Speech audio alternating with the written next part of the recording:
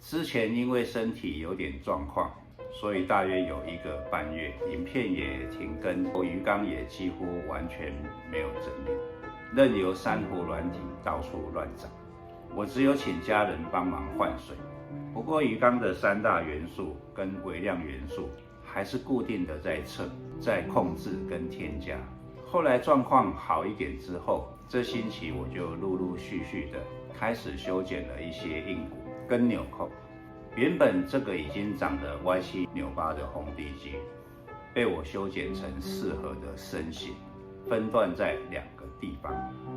还有繁殖架上。有一些硬骨也移动了位置。这个长须的绿鱼鳞也因为长到快要突出水面了，我把高的地方也剪了2段出来。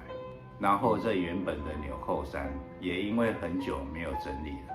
有些长得很快的都快要覆盖掉一些比较稀有漂亮的纽扣了，所以我把它们整理开来，留下我比较喜欢的纽扣，像这个蓝色小精灵、美国孔雀、焚化炉、湖人队等等，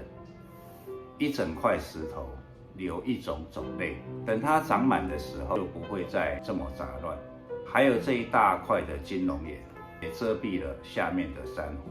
所以也可以剪一些出来，让它重新生长。这个领结冲击波的纽扣也半年没有理它了，现在也长满了缸底，这次就顺道把它们刮掉好了。整个缸底的珊瑚并没有因为我没有去理它而发生状况，这只能说归功于元素的稳定控制。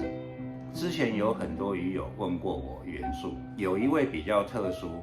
他问我钾这个元素重不重要，有必要买测试剂来测吗？我想今天就来聊聊钾这个东西。其实我们常常讲的3大元素钙、镁、KH 之外，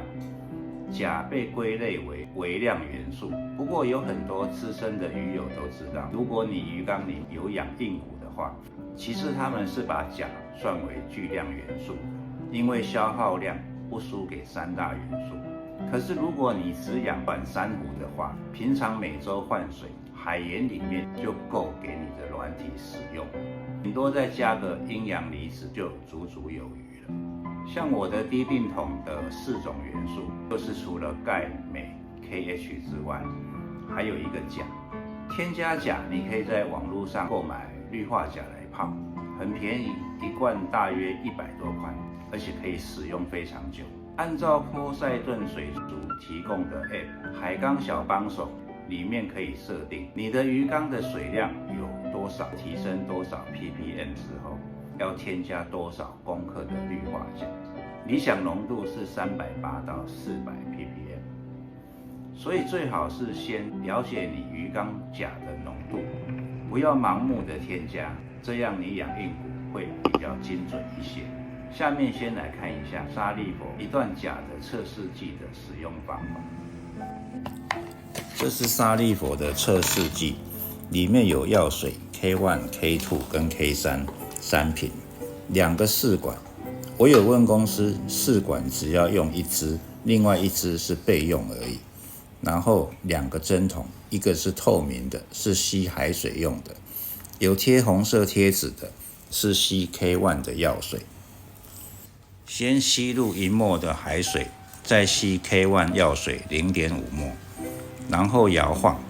再来加入 K2 的药水3滴，然后准备好 K3 的药水滴入试管，要计算滴入的滴数。当试管水从乳白色变成浅蓝色的那一滴，看是第几滴，然后对照说明书，第10滴是400 ppm， 第12滴是380 ppm。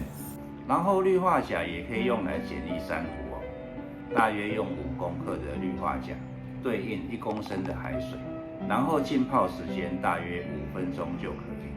刚开缸的人也可以用来检疫活食，因为活食里面常常会夹带一些生物，虾、蟹、扁虫等等。这时候活食要入缸之前，可以先泡氯化钾，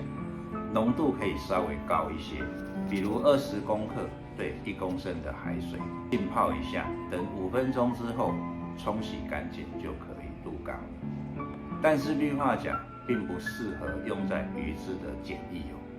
因为很多人对这个元素的了解不多，所以我拍这一集跟大家聊聊，希望对你有帮助哦。